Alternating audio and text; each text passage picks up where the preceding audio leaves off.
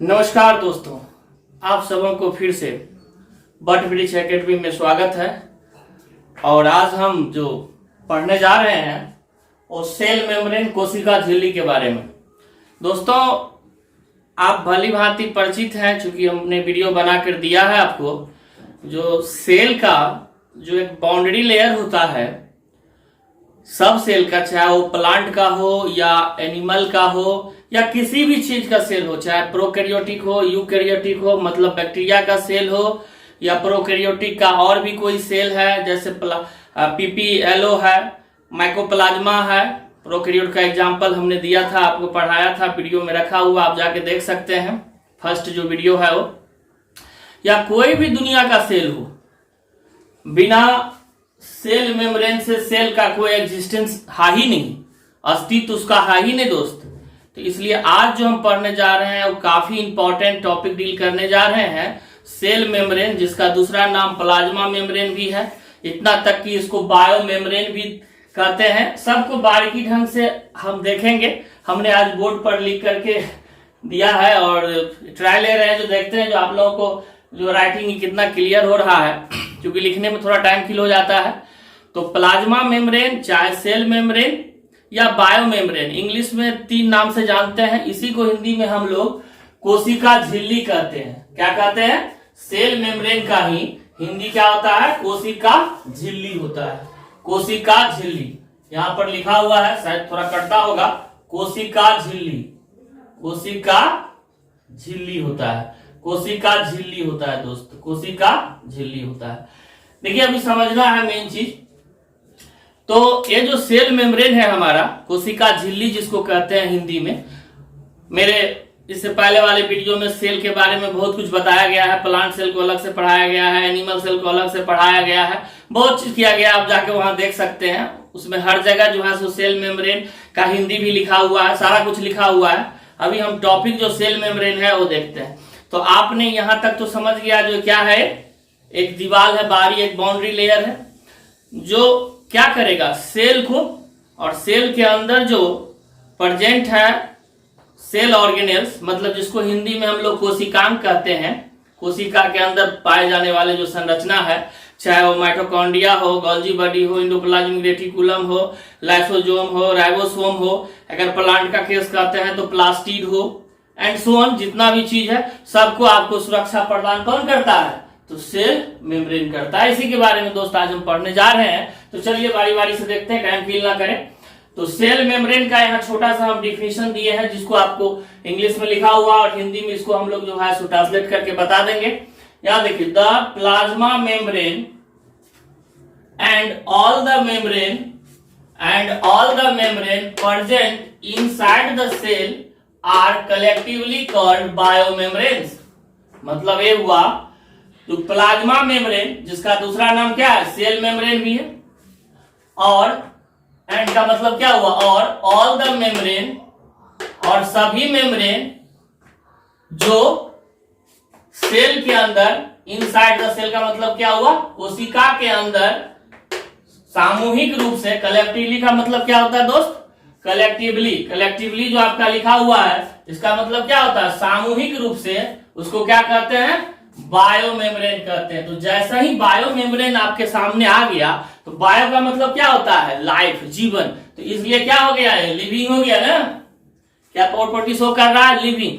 लेकिन जब cell wall हमने पढ़ाया था तो वहां पर आपको बताया था, जो सेल वाल जो होता है, कोशिका झिल्ली नहीं, कोशिका भित्ति, जो प्लांट सेल में सिर्फ पाया जाता है, उसके बारे में हम आपको बताया था। आपने होता है पहली बार वीडियो देख रहे हैं तो जाकर के देख सकते हैं प्लांट सेल के बारे में।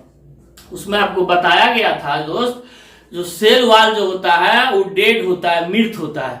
लेकिन हमने यहाँ क्या लिखा आपका? बायो मेम्ब्रेन, मतलब क्या हुआ? लिविंग। तो इस बात को एकदम दिमाग में एडजस्ट कर लीजिए, जो है लिविंग होता है, सजीव के तरह इसमें आचरण शो करता है।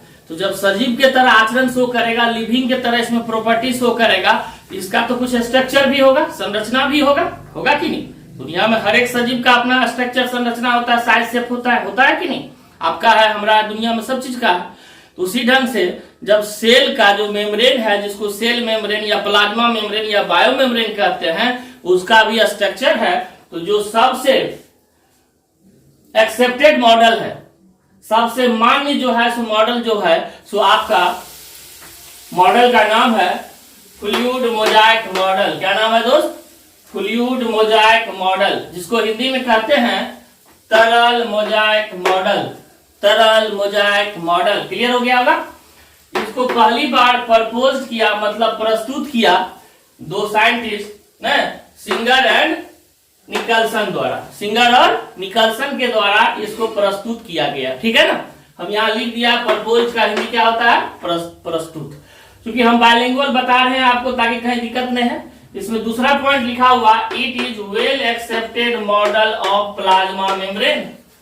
यह जो है सो वेल एक्सेप्टेड है, सबसे मान्य मॉडल है किसका? प्लाज्मा मेम्ब्रेन का, जिसका नाम क्या है? फ्लूइड मोजाइक मॉडल, या हिंदी में तरल मोजाइक मॉडल। फ्लूइड का मतलब ये होता है तरल, और जब ये तरल है तो क्या होगा? फ्लेक्सिबिलिटी तो होगा ही ना। कोई भी चीज तरल होता है, आप पढ़िएगा केमिस्ट्री में, हम आपको बताएंगे गैस हो गया, पानी हो गया, फ्लूइड फॉर्म में एग्जिस्ट करता है। इसके बारे में हम डिटेल और देखेंगे। फिलहाल इस मॉडल में स्ट्रक्चर को थोड़ा गौर कीजिए, ये स्ट्रक्चर समझना बहुत जरूरी है। यहां देखिए, ये जितना भी आप देख रहे हैं गोल गोल, इसको कहा जाता है बायोलॉजी के भाषा में पोलर हेड। ये जितना भी है यहां तक आपका हो गया पोलर हेड। यहां तक क्या हो गया? पोलर हेड हो गया। ये क्या हो गया? पोलर हेड हो गया। इधर भी आपको दिखाया गया है पोलर हेड। यहाँ देखिए पोलर हेड क्या हो गया है? Polar head. नीचे में भी है पोलर हेड, है ना। तो ये गोल वाला स्ट्रक्चर जो आप देख रहे हैं क्या हो गया? हेड हो गया, पोलर हेड। और बीच वाला जो देख रहे हैं, बीच वाला जो यहां से यहां तक जो स्ट्रक्चर हम आपको दिखाया गया है, नॉन पोलर टेल हो गया। तो इसमें क्या हो जाएगा? हेड और टेल एक तरह से समझिए। ये जो पोलर हेड है ये फॉस्फेट का बनता है, फॉस्फोरस समझिए। फॉस्फोरस का तो नाम सुना होगा। ये फॉस्फेट आयन के रूप में आएगा, फिर कंबाइंड करेगा आपको लिपिड के साथ। ये सब इसका केमिस्ट्री बहुत डिटेल मेडिकल वाले बच्चे पढ़ते हैं। तो देखिए यहाँ पर फॉस्फेट का बना हुआ होगा पोलर हेड। क्वेश्चन आता है आईएएस में, यूपीएससी सब में क्वेश्चन अंदर तक थोड़ा सा जाता है। तो क्या हो गया? पोलर हेड फॉस्फेट का बना हुआ होता है और नॉन पोलर टेल लिपिड का बना हुआ होता है। तो दो चीज तो हमने यहां देखा, जो फॉस्फेट होगा, लिपिड होगा। ठीक है। अब तीसरा चीज देखिए दोस्त, दो ढंग का प्रोटीन यहां पर रहता है इस स्ट्रक्चर में। एक प्रोटीन अंदर में रहता है, ये वाला प्रोटीन का स्ट्रक्चर है, और ये भी प्रोटीन है। ये दोनों अंदर वाला प्रोटीन है। जब अंदर वाला प्रोटीन है तो इसका नाम हो जाएगा इंट्रिंसिक प्रोटीन। क्या हो जाएगा? Intrinsic protein. ठीक है ना, इंट्रिंसिक प्रोटीन या इंट्रीगल प्रोटीन भी कहते हैं इसको। और ये बाहर वाला जो प्रोटीन है इसका नाम है एक्सट्रिंसिक प्रोटीन। क्या नाम है? एक्सट्रिंसिक मतलब बाहर। एक्सट्रिंसिक का मतलब क्या हुआ? बाहर। और इन का मतलब होता है अंदर। आप जानते हैं, इतना तो जानते होंगे ही। तो एक्सट्रिंसिक प्रोटीन को दूसरा नाम से पेरिफेरल प्रोटीन। पेरिफेरल का मतलब होता है परिधि में, हिंदी में उसको परिधि कहते हैं, मतलब किनारे पर। तो आप देख रहे हैं स्ट्रक्चर में किनारे पर है ना। अब देखिए, तो आपने देखा कि यहाँ फॉस्फेट हो गया, लिपिड हो गया, प्रोटीन हो गया, और कार्बोहाइड्रेट का भी यहाँ पर स्ट्रक्चर शो हो रहा है। तो कार्बोहाइड्रेट भी इसमें रहता है। इसका मतलब हुआ जो फ्लूइड मोजाइक मॉडल है, मतलब ये जो सेल मेम्ब्रेन को काट करके इलेक्ट्रॉन माइक्रोस्कोप से देखा गया, तब आपको मिला उसमें फॉस्फोलिपिड बाइलेयर। अब कहेगा सर क्या लिख रहे हैं फॉस्फोलिपिड बाइलेयर? तो देखिए यहाँ फॉस्फोरस का दोनों तरफ है ना फॉस्फोलिपिड बाइलेयर। बाय मतलब दो, दोनों तरफ लेयर है फॉस्फोलिपिड का, है ना। फॉस्फोलिपिड मतलब फॉस्फोरस और लिपिड, इसी को कंबाइंड करके क्या हो गया? Phospholipid bilayer. बाइलेयर का मतलब हुआ दोनों तरफ, इधर भी और इधर भी, बीच में यहाँ लिपिड है, इसलिए यहाँ लिखा गया है, यहाँ बोर्ड पर गौर कीजिए, फॉस्फोलिपिड बाइलेयर। Phospholipid bilayer. और क्या है? प्रोटीन्स है, कार्बोहाइड्रेट्स है और वाटर। क्योंकि वाटर के बगैर तो दुनिया में कुछ भी एग्जिस्ट नहीं करेगा दोस्त, तो इसलिए वाटर हर जगह रहता है। ठीक है, तो वाटर हो गया आपका। और कार्बोहाइड्रेट तो बता ही दिए थे आपको, जो कि यहां देख रहे हैं कार्बोहाइड्रेट नहीं। क्लियर हो गया? तो आपने देखा जो सेल मेम्ब्रेन का जो फ्लूइड मोजाइक मॉडल है वो कैसे बना हुआ है। ठीक है। और एक और खूबसूरत बात, ये जो प्रोटीन, चाहे प्रोटीन इंट्रिंसिक प्रोटीन हो या एक्सट्रिंसिक प्रोटीन हो, ये दोनों प्रोटीन जो बना हुआ होता है वो ग्लोबुलर प्रोटीन का बना हुआ होता है। ग्लोबुलर प्रोटीन एक प्रोटीन का टाइप है। जब हम प्रोटीन के बारे में आपको बताएंगे, डिजीज जब पढ़ाएंगे, तो वहां जो कुछ मिनरल से, कुछ ऑर्गेनिक कंपाउंड से, कुछ इनऑर्गेनिक कंपाउंड के अभाव में बीमारी होता है, या उस टॉपिक को जब हम डील करेंगे दोस्त, प्रोटीन जहां भी आएगा उसमें फिर बताएंगे टाइप कुछ प्रोटीन का, अमीनो एसिड से कैसे प्रोटीन बनता है, तो वहां पर हम कुछ और डिस्कस करेंगे। फिलहाल समझिए ग्लोबुलर प्रोटीन है। ग्लोबुलर का मतलब हुआ गोल आकृति का, स्फेरिकल स्ट्रक्चर का प्रोटीन को ही ग्लोबुलर प्रोटीन कहा जाता है।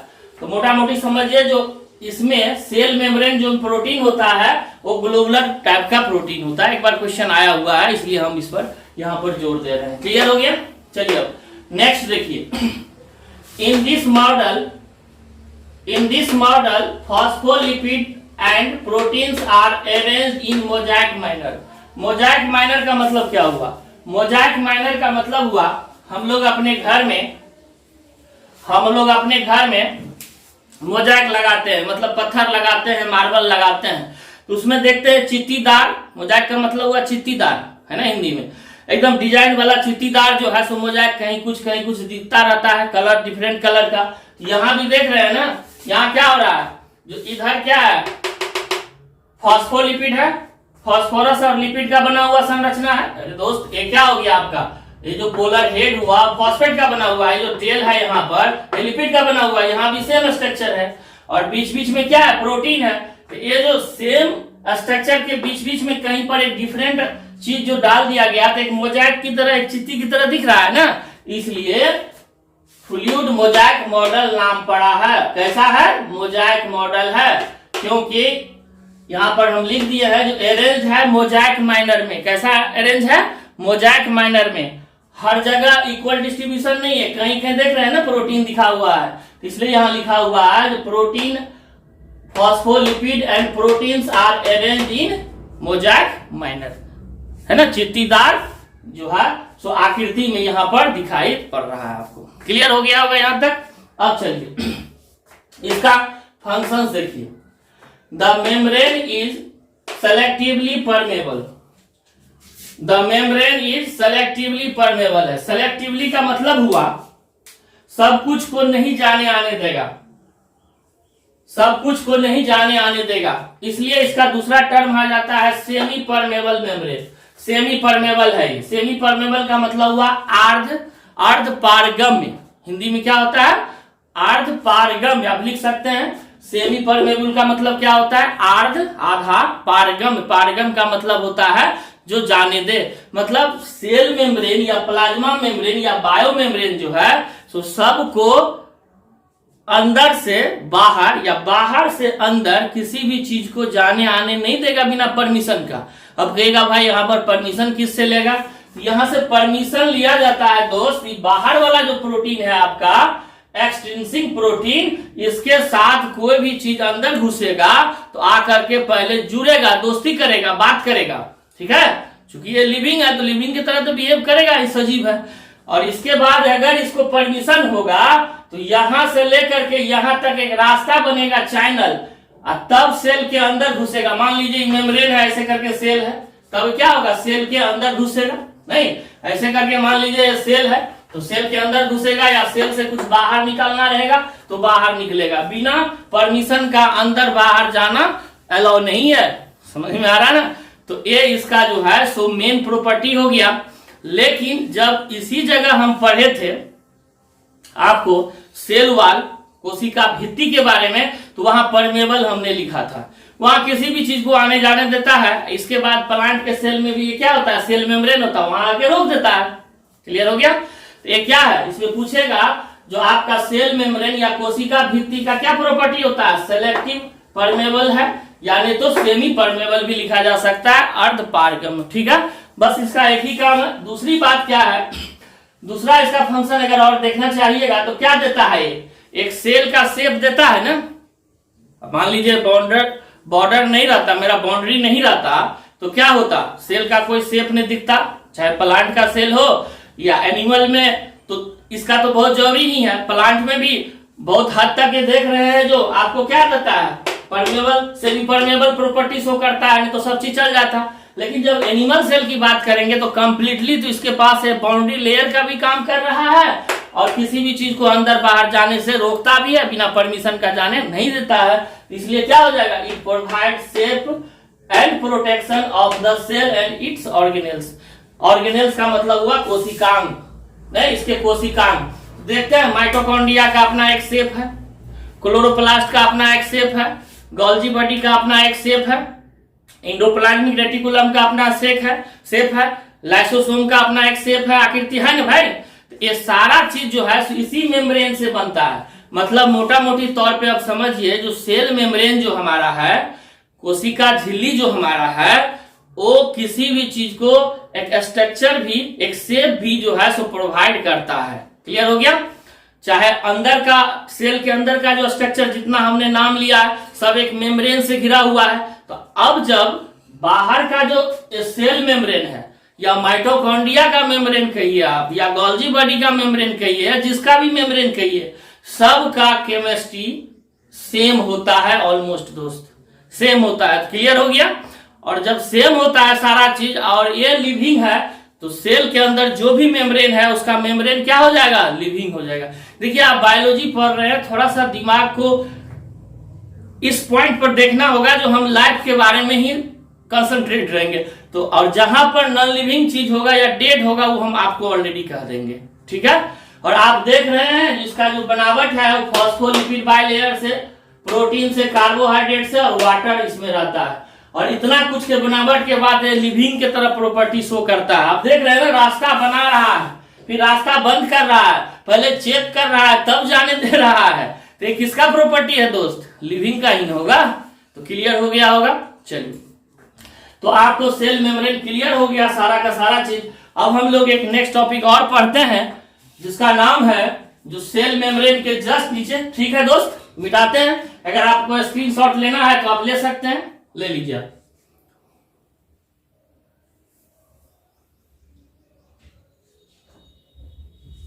ठीक है, आपने ले लिया है। चलिए,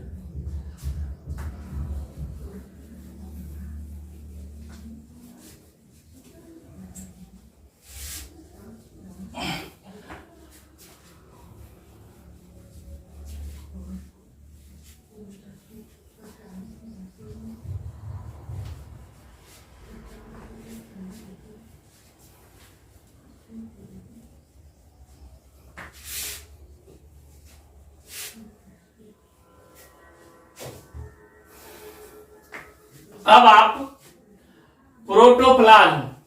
देखिए दोस्त, जब हम पढ़ाते हैं ना, तो जितना मिनट का वीडियो होता है लगभग आप उतना मिनट, आपसे आग्रह है जो कॉपी और पेन लेके बैठिए और फिर नोट करते भी चलिए। जो हिंदी वाले भाई हैं वो भी, और जो इंग्लिश वाले हैं वो भी, सब। तो क्या होगा ना, आपको यहीं पर याद हो जाएगा और प्रैक्टिस भी हो जाएगा, ठीक है।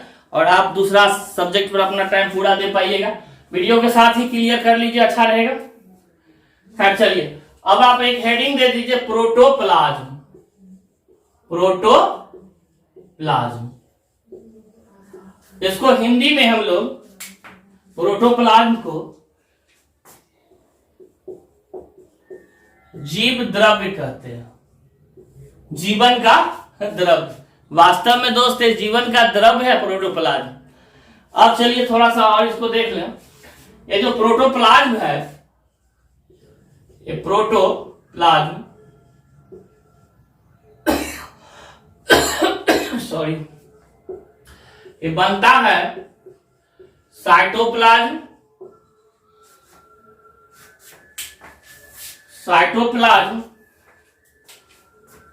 प्लस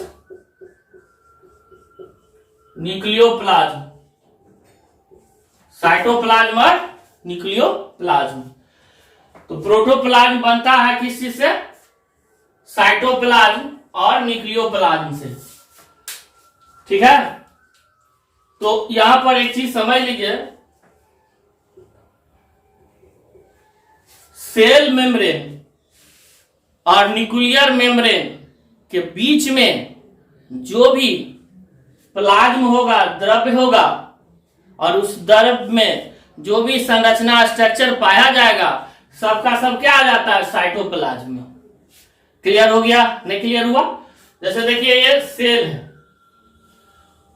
और ये आपका केंद्रक है, न्यूक्लियस है, ठीक है ना? इसके अंदर भी लिक्विड है और इसके बाहर भी लिक्विड है, आपका इसके बाहर भी लिक्विड है, द्रव्य है, प्लाज्मा है ना। तो यहां से लेकर के मतलब ये क्या हो गया, ये प्लाज्मा मेम्ब्रेन हो गया ना। ये क्या है आपका, प्लाज्मा मेम्ब्रेन है। तो प्लाज्मा मेम्ब्रेन या सेल मेम्ब्रेन, अभी कोशिका झिल्ली के बारे में हमने पढ़ा ही है। तो यहां से लेकर के यहां तक जो भी चीज होगा वो क्या कहलाएगा आपका, सेल मेम्ब्रेन या प्लाज्मा मेम्ब्रेन से लेकर के न्यूक्लियस तक, न्यूक्लियस के मेम्ब्रेन तक, न्यूक्लियर मेम्ब्रेन कहते हैं। इसके बीच जो भी संरचना या जो भी चीज होगा वो क्या कहलाएगा, साइटोप्लाज्म के अंतर्गत आता है। क्या आता है, साइटोप्लाज्म हो गया, नहीं कोशिका द्रव कहते हैं। और ये क्या हुआ, केंद्रक का द्रव हो गया न्यूक्लियोप्लाज्म। और न्यूक्लियस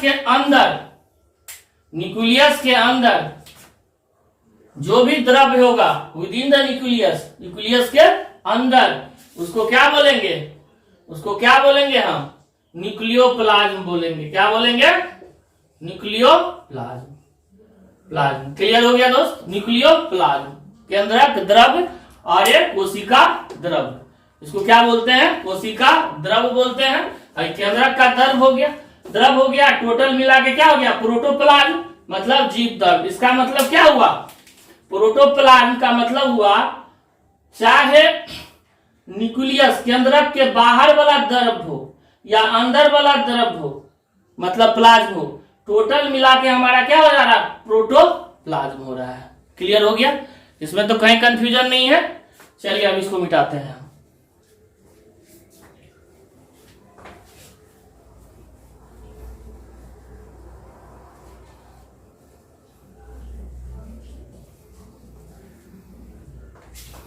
अब इसमें आप लिखिए, प्रोटोप्लाज्म को सबसे पहले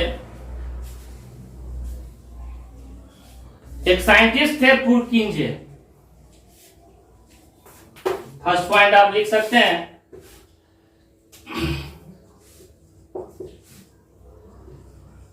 पुरकिंजे,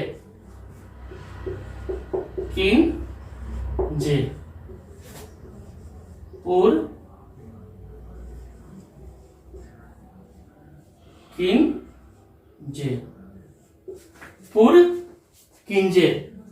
तो पुरकिंजे साहब टर्म दिए थे, ये जो आप प्रोटोप्लाज्म अभी पढ़ रहे हैं वो टर्म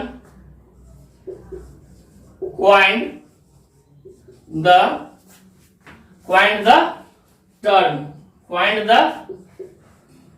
term प्रोटोप्लाज्म।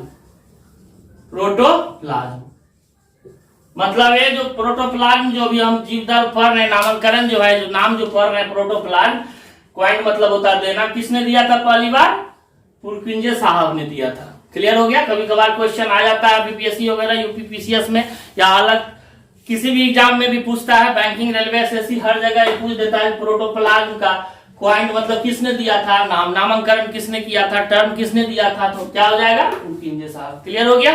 चलिए next.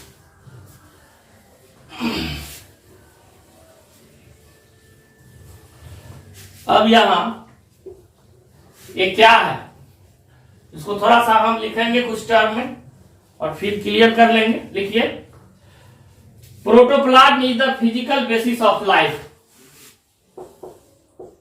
Protoplasm is the physical basis of life. Physical basis of life, ये जीवन का आपका क्या हो गया, फिजिकल बेसिस, मतलब इसके बगैर जीवन नहीं है दोस्त, वास्तव में जीवन नहीं है। किसी भी सेल का अगर प्रोटोप्लाज्म हम बाहर कर देते हैं या सुखा देते हैं या संभव सूख जाता है, डैमेज हो जाता है, तो उसी सेल को हम लोग मृत सेल कहते हैं। जब तक प्रोटोप्लाज्म का एक्टिविटी शो होते रहेगा तब तक वो सेल क्या होगा, कोशिका क्या होगा, लिविंग होगा, सजीव होगा। क्लियर हो गया। तो ये क्या है, प्रोटोप्लाज्म क्या है, ये जीव द्रव्य है, मतलब जीवन का पानी है। इसलिए ना कहा जाता है वाटर इज लाइफ। देख रहे हैं, वाटर इज लाइफ। वैसे प्रोटोप्लाज्म में बहुत सारे चीज रहता है, हम आगे बता रहे हैं आपको, सिर्फ पानी ही नहीं रहता है। ठीक है, चलिए नेक्स्ट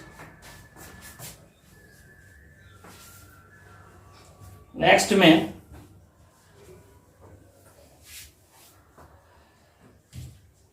आप लिख सकते हैं it is the living part of, it is the living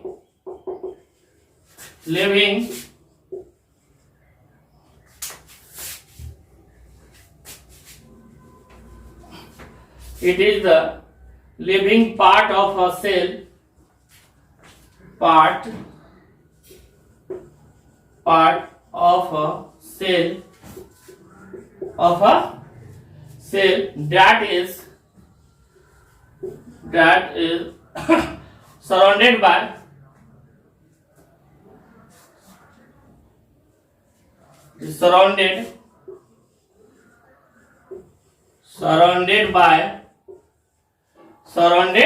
किस चीज से, by a plasma membrane.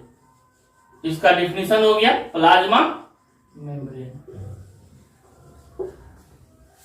It is the living part of a cell and surrounded by a plasma membrane, ये आप दे सकते हैं। यहां पर एंड भी आप लिख सकते हैं, living part of cell and surrounded by, and लिख दीजिए, छोड़िए भाषा को सिंपल कीजिए, and surrounded by a plasma membrane. It is the living part of a cell and surrounded by a plasma membrane. यह कोशिका का जीवित भाग है, पार्ट है, जो घिरा हुआ रहता है किस चीज से, प्लाज्मा मेम्ब्रेन से। किस चीज से घिरा हुआ रहता है, प्लाज्मा मेम्ब्रेन से। क्लियर हो गया। कोशिका झिल्ली से घिरा हुआ रहता है, कौन चीज, प्रोटोप्लाज्म जीव द्रव्य। चलिए नेक्स्ट पॉइंट,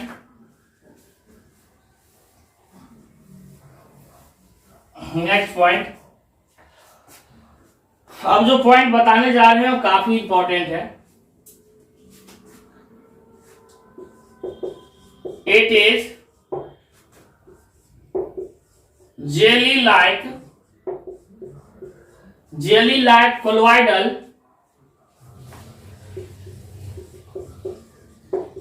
या colloid, jelly like colloid substance, jelly like colloid substance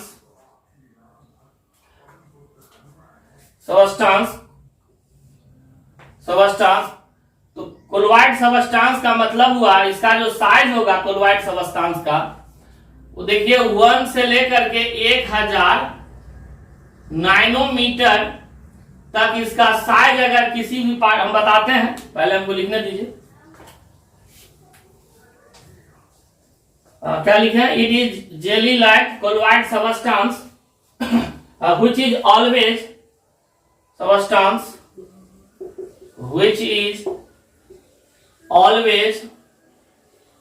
which is always in motion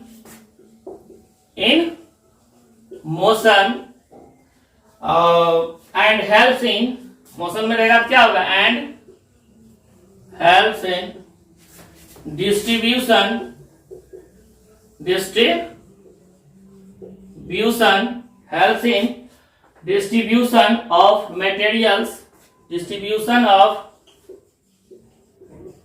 materials inside the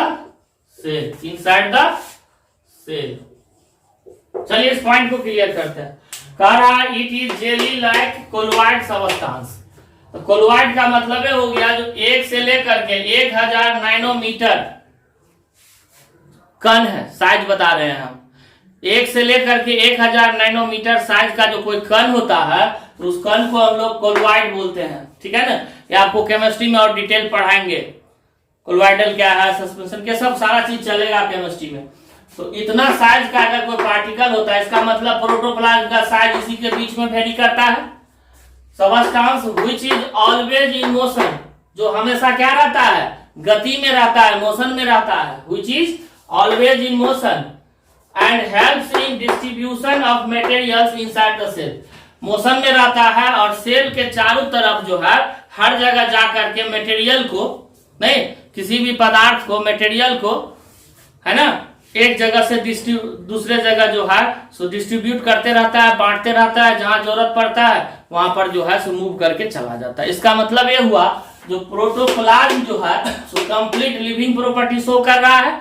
आपने देखा इसका नाम है जीव द्रव, कोई दिक्कत नहीं। नेक्स्ट पॉइंट, अब चलिए next point,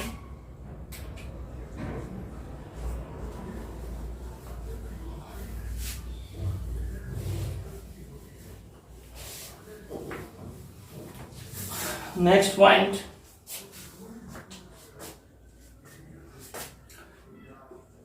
it is composed. Composed का मतलब क्या होता है, बना हुआ होना, जब बना हुआ होता है, बना होता है कंपोज्ड। इट इज कंपोज्ड किस किस चीज का, सो देखिए इसमें क्या सब होता है, प्रोटीन, कार्बोहाइड्रेट्स, लिपिड्स, वाटर सबसे ज्यादा होगा दोस्त। एक बार क्वेश्चन आया हुआ है, बीपीएससी में ही क्वेश्चन आया हुआ, वाटर्स।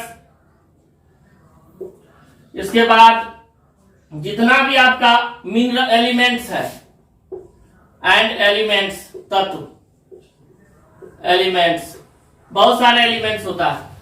तो ये जो कंपोज होता है, बना हुआ होता है प्रोटोप्लाज्म जीव द्रव्य, किसका, प्रोटीन का, कार्बोहाइड्रेट का, लिपिड्स का, वाटर का, और बहुत सारे एलिमेंट्स होते हैं, है ना। जितना भी एलिमेंट्स आप देख रहे हैं लगभग में जो है तो जो हमारे शरीर के अंदर जा सकता है सारा एलिमेंट्स जो है, तो जब हम लोग भोजन करते हैं, भोजन करने के बाद कोई भी भोजन जब पचता है, डाइजेस्ट होता है, या आपको हम डाइजेस्टिव सिस्टम में बहुत बेहतर ढंग से बताएंगे, लेकिन फिलहाल समझ लीजिए कोई भी भोजन अगर हम करते हैं तो पचने के बाद जो है तो सेल के अंदर जब जाता है तो पहले प्रोटोप्लाज्म में ही जाके प्रोटोप्लाज्म का वॉल्यूम बढ़ाता है, ठीक है। तो जो भी चीज खाते हैं, खाने योग्य चीज है, सारा का सारा चल जाएगा, और यहाँ पर जो है सो एलिमेंट के फॉर्म में या जिस रूप में हम खा रहे हैं पचने के बाद, जैसे प्रोटीन खा रहे हैं तो अमाइनो एसिड के रूप में जाएगा, कार्बोहाइड्रेट खा रहे हैं तो ग्लूकोज के रूप में जाएगा, लिपिड अगर चीज खा रहे हैं तो फैटिक एसिड और ग्लिसरॉल के रूप में जो है सो जाता है, और पानी का तो कोई पाचन होता है नहीं, पानी जो है सो H2O अपना वैसा ही जाता है, और इसके बाद जो भी एलिमेंट रहता है हमारे भोजन के साथ वो सब सारा कुछ जा करके प्रोटोप्लाज्म का पार्ट बनाता है। फिर वहां पर जाने के बाद बहुत सारी कहानी उसकी होती है, जैसे कुछ सेल का अंदर का जो स्ट्रक्चर है, cell organelles, mitochondria, Golgi body, उसका नंबर बढ़ाना हो या बनाना हो, है ना, या एनर्जी देना हो, एटीपी बनाना हो, इसलिए ना माइटोकॉन्ड्रिया जब हम पढ़ेंगे अब इसके बाद वही सब चलेगा, तो देखेंगे माइटोकॉन्ड्रिया को क्यों power house of the cell कहते हैं। अभी तो हम लोग कंसंट्रेट रहे प्रोटोप्लाज्म। चलिए नेक्स्ट, तो इतना तक आप देख लिए जो ये प्रोटोप्लाज्म कैसे होता है, क्या होता है, किस चीज से बना हुआ होता है। अब कुछ इसका हम व्यवहारिक नॉलेज देखते हैं जो हमको क्वेश्चन जनरली आता है।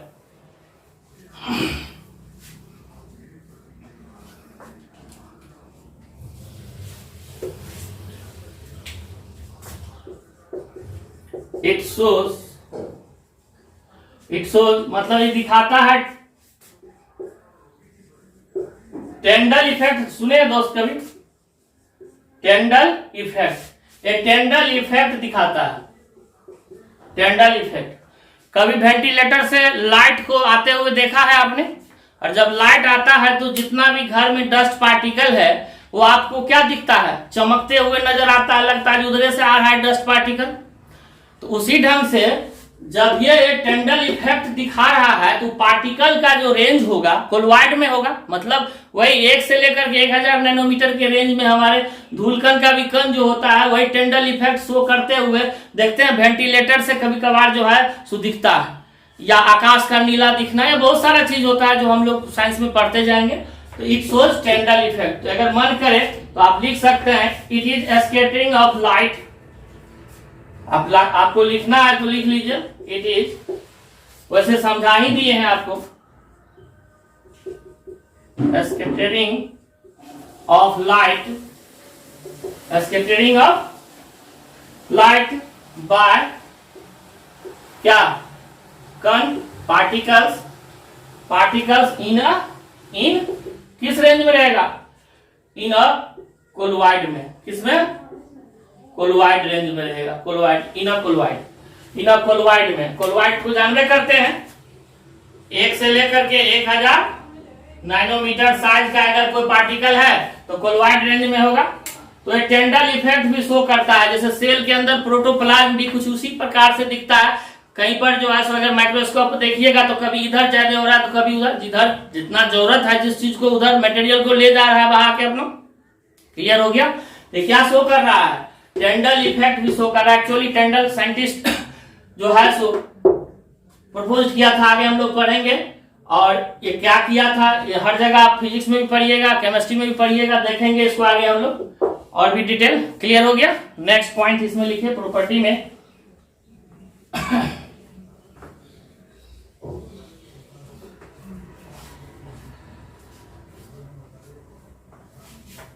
एक साइंटिस्ट थे बॉटनी का, उनका नाम था रॉबर्ट ब्राउन, जो आपको न्यूक्लियस का भी खोज किया था, आपको बताया भी गया है, वीडियो देख सकते हैं। इसमें लिख सकते हैं आप, इट ऑल्सो, या वैसे भी लिखिए कोई दिक्कत नहीं है, इट ऑल्सो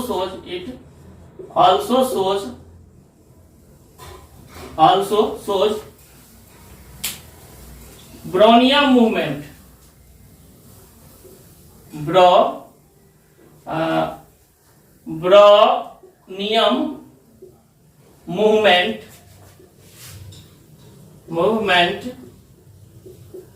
ब्राउनियम मूवमेंट मतलब हो गया आपका zig zag movement.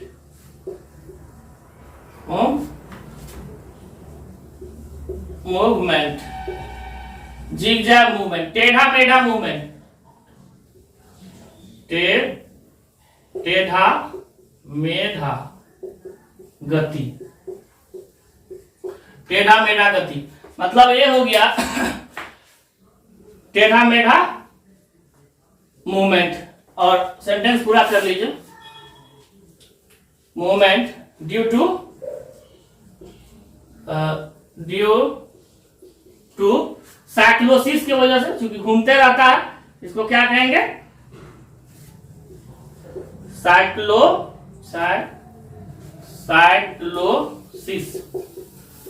Due to cyclosis के वजह से। तो कह रहा है जो प्रोटोप्लाज्म मतलब it is also shows Brownian movement. Scientist का नाम है जिन्होंने पहली बार प्रोटोप्लाज्म की इस एक्टिविटी को देखा था। जिग जैग मूवमेंट मतलब टेढ़ा मेढ़ा ऐसे वैसे जो है सो घूमते हुए प्रोटोप्लाज्म एक अपना झुंड बना के पार्टिकल को लेकर के इधर से इधर मूव कर रहा है, जा रहा है, तो इसलिए इसको क्या कहा गया है, जिग जैग मूवमेंट, टेढ़ा मेढ़ा जा रहा है। इसको जो साइंटिस्ट दिया था उन्हीं के नाम पे पड़ गया है ना, ब्राउनियम मूवमेंट। क्लियर हो गया दोस्त। तो इसका प्रॉपर्टी है किसका, प्रोटोप्लाज्म का। नेक्स्ट क्वेश्चन पूछता है ब्राउनियम मूवमेंट किस में शो होता है, तो प्रोटोप्लाज्म में, जीव दर में शो होता है, दिखता है, ठीक है ना। या ब्राउनियम मूवमेंट जो है कैसा होता है, तो टेढ़ा मेढ़ा मूवमेंट होता है, जो प्रोटोप्लाज्म एक जगह से दूसरे जगह सेल ऑर्गेनेल्स के पास, कोशिका के पास पहुंचता है। हम देखिए दोस्त 2 पॉइंट और हम बताएंगे जो काफी इंपॉर्टेंट है, और इससे कितना बार क्वेश्चन आ चुका है जनरल कंपटीशन में। यह जो है सो एरिटेबली शो करता है, एरिटेबिलिटी, इसका मतलब होता है, एरिटेबिलिटी का मतलब होता है चिड़चिड़ापन,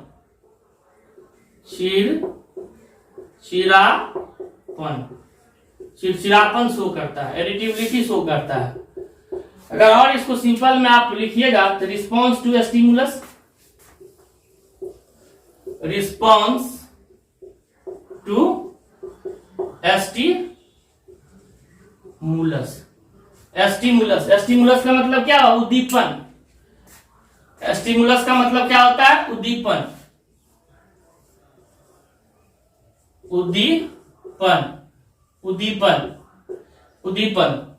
उद्दीपन। जैसे आप टच मी नोट प्लांट को देखें, टच मी नोट को देखा हुआ आपने, छुई मुई जिसको कहते हैं भाई हिंदी में। एक पौधा होता है जो आपको कहीं भी मिल जाएगा, गांव देहात में आरी वगैरह पर आता है, वो टच मी नोट कहलाता है। हिंदी में इसको छुई मुई कहते हैं। जब उसको आप छुएगा तो क्या हो जाएगा, वो सिकुड़ जाता है, अब फिर तुरंत ही कुछ देर के बाद नॉर्मल कंडीशन में उसका पत्ती लिप्स आ जाता है। तो होता क्या है, जो वहां का जो कोशिका है, सेल है, उसका जो प्रोटोप्लाज्म है एक तरफ शिफ्ट कर जाता है, इरिटेबिलिटी चिड़चिड़ापन शो करता है। ये इसका हैबिचुअल होता है, आदत बना लिया है शुरू से वो प्लांट, ठीक है ना, उसको हैबिचुअल कहते हैं, आदत बना लिया है। और ये रिस्पॉन्स टू स्टिमुलाई, टच का स्टिमुलाई का मतलब क्या हुआ, कोई भी टच करना या कहीं से लाइट पड़ना या हवा का झोंका पड़ना, किसी भी कंडीशन में जो है तो छुई हुई पौधा में ये जो है सो दिखता है। ये किसके वजह से होता है, प्रोटोप्लाज्म के प्रॉपर्टी की वजह से। प्रोटोप्लाज्म का मटेरियल ही एक जगह से दूसरी जगह उसमें शिफ्टिंग हो जाता है, जिसके वजह से ये चिड़चिड़ापन उसमें आ जाता है। तो काफी व्यवहारिक था। एक और है जो आपको यहाँ पर हम बता ही देते हैं,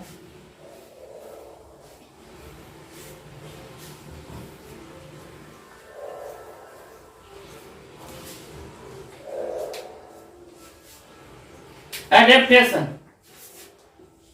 एडेप्टेशन, एडेप्टेशन हिंदी में इसको कहते हैं अनुकूलन। अनुकूलन, अनुकूलन। दुनिया में हर एक चीज को अनुकूलन में आना पड़ता है। आप भी पढ़ाई कर रहे हैं तो कहीं न कहीं आप अनुकूलित हो रहे हैं, अपने आप को एक एडजस्ट कर रहे हैं, सारे चीज को, सुख सुविधा को छोड़ करके, सारे जो भटकने वाले चीज है, मन में जो भटकाव होता है उसको छोड़ करके आप किताब के साथ, अपने बुक्स के साथ, नोटबुक के साथ, अभी या यूट्यूब पर अभी आप वीडियो देख रहे हैं तो उसमें कंसंट्रेट है। तो एडेप्टेशन, अनुकूलन भी प्रोटोप्लाज्म के वजह से होता है। इसमें आप और भी डिटेल अगर लिखना चाहते हैं एडेप्टेशन में तो आप लिख सकते हैं to adjust with surrounding, to adjust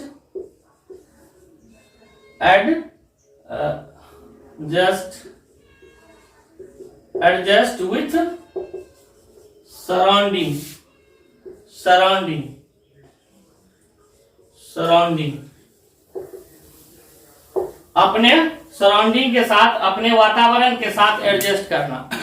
तो प्रोटोप्लाज्म ही एडजस्ट कराता है। जैसे गर्मी एकाएक बढ़ गया तो हमारे कोशिका के अंदर प्रोटोप्लाज्म है, सेल के अंदर है, तो बहुत हद तक एडजस्ट करता है, ठीक है, और शरीर को गर्म होने नहीं देता है। उसके लिए बहुत सारे मैकेनिज्म है, पसीना बहता है तो स्किन पर सारी व्यवस्था किया गया है, लेकिन वो भी प्रोटोप्लाज्म ही अपने आप को एडजस्ट करता है। क्लियर हो गया। कोई भी चीज, जैसे कि मान लीजिए सूरज जिधर पड़ रहा है, जिधर से लाइट पड़ रहा है, तो पत्ती का जो ऊपर वाला भाग देखिएगा जो काफी हरा दिखता है, क्योंकि उसमें क्लोरोफिल जो है, क्लोरोफिल पिगमेंट जो है सो क्लोरोप्लास्ट सेल को आगे ज्यादा करता है ताकि लाइट पड़ेगा, फोटोसिंथेसिस होगा। तो ये सारा चीज जो है सो ये प्रोटोप्लाज्म ही करवाता है, क्लोरोप्लास्ट को वहां पर ठेल के ले जाता है। क्योंकि आप देखबे किए थे जिगजैग मूवमेंट करता है और उसको बताता है, जो देखो जो लाइट जो है सो इधर है। तो ये सब एडेप्टेशन उसका है। जैसे आप देखिएगा सूरजमुखी का प्लांट हर जगह सूरज का जो लाइट रिफ्लेक्ट करेगा तो वैसे वो टेढ़ा भी होते चला जाता है। तो ये सारा चीज प्रोटोप्लाज्म भी एडेप्टेशन का काम करता है। बहुत सारे आपको उदाहरण जो है सो मिल जाएगा, एग्जांपल्स मिल जाएगा प्लांट और एनिमल में, जो प्रोटोप्लाज्म की जो है सो प्रॉपर्टी को आपको शो करेगा। चाहे वो कोई भी जीव हो, आपको एडजस्ट करता ही है। और एडजस्ट करने का जो है सो कोशिका के अंदर भी व्यवस्था है, चूंकि प्रोटोप्लाज्म को क्या कहते हैं, जीव दर्भ। और आप देखबे किए थे जो किस चीज से ही बना हुआ है, क्या इसकी प्रॉपर्टी है। तो दोस्त अब हम वीडियो को यहीं पर विराम लेते हैं, फिर नेक्स्ट टॉपिक के साथ आएंगे। तो अगर मेरा आपको लगता है जो ये कोशिश अच्छा लग रहा है तो आप लाइक कीजिए, शेयर कीजिए, सब्सक्राइब कीजिए। देखिए अभी मेरा बिगनिंग है, शुरू में बहुत कम अभी वीडियो आया ही है, धीरे धीरे वीडियो का नंबर्स बढ़ा रहे हैं। बस आप लोग लाइक कीजिए, शेयर कीजिए। और देखिए जो भी टॉपिक अभी डील हो रहा है ना, वो आपको जनरल कंपटीशन में अप टू IAS लेवल तक एक भी क्वेश्चन आप क्वेश्चन बैंक से टच कीजिए, उठाइए। अगर आपको नहीं बने जो प्रोटोप्लाज हम पढ़ा दिए हैं, अगर आया हुआ क्वेश्चन आपको क्लियर ना हो तब फिर आप कमेंट बॉक्स में हमको कमेंट कर सकते हैं, क्योंकि हम पूरा टच किए हैं जहां तक यूपीएससी का लेवल जाता है। और एसएससी, बैंकिंग, रेलवे या कोई भी दरोगा का एग्जाम हो या कोई भी एग्जाम हो, सबके लिए सफिशियंट है। क्योंकि क्वेश्चन कहाँ से आएगा, किस टॉपिक से, किस लेवल का क्वेश्चन आएगा, कोई नहीं कहा जा सकता है। हाँ, और जो भी चीज आपको यहाँ पढ़ाया गया है, पिछले दिन भी हमने एक वीडियो आपको दिया था क्वेश्चन का, टेस्ट प्रैक्टिस का। इसी ढंग से जो भी टॉपिक पढ़ाया जाएगा उसका जो है सो टेस्ट पेपर आपके सामने हम मल्टीपल चॉइस क्वेश्चन रखेंगे, और आपका जो है सो थोड़ा सा हो जाएगा जो भाई हमने क्या सीखा है। और हमको भी आप फीडबैक दीजिएगा तो हमको भी संतुष्टि होगा, जो आप जो है इतना बेनिफिट उठाए हैं, आपको इतना अच्छा से कंसेप्ट क्लियर हो गया है। थैंक यू दोस्त, वेरी मच।